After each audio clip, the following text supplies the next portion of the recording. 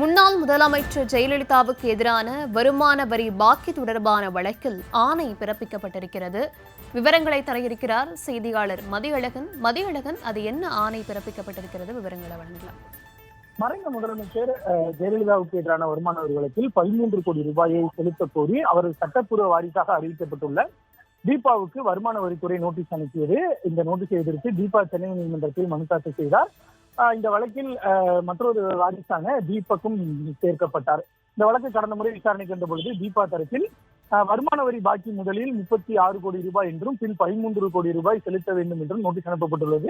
சரியான தொகையை தெரிவித்தால் செலுத்த தயாராக இருப்பதாகவும் தெரிவிக்கப்பட்டது. இதனையடுத்து வரி பாக்கி குறித்து பதில் மனு தாக்கல் செய்ய வருமான வரித்துறைக்கு சென்னை நீதிமன்றம் உத்தரவிட்டிருந்தது. இந்த நிலையில் இந்த வழக்கு நீதிபதி சி சரவணன் முன்பு இன்று மீண்டும் விசாரணைக்கு வந்த பொழுது வரி பாக்கி குறித்து பதில் மனு தாக்கல் செய்ய வருமான வரித்துறைக்கு உத்தரவிடப்பட்டிருந்தது. ஆனால் பதில் மனு தாக்கல் செய்யப்படவில்லை என தீபா தரப்பில் தெரிவிக்கப்பட்டது. இதனையடுத்து வரி பாக்கி தொடர்பாக 2 வாரங்களில் பதில் மனு தாக்கல் செய்ய வருமான வரித்துறைக்கு உத்தரவிட்ட நீதிபதி அதுவரை வரி பாக்கி வசூல் நடவடிக்கைகளை நிறுத்தி வைக்கும்படியும் வருமான வரித்துறைக்கு உத்தரவிட்டிருக்கிறார்.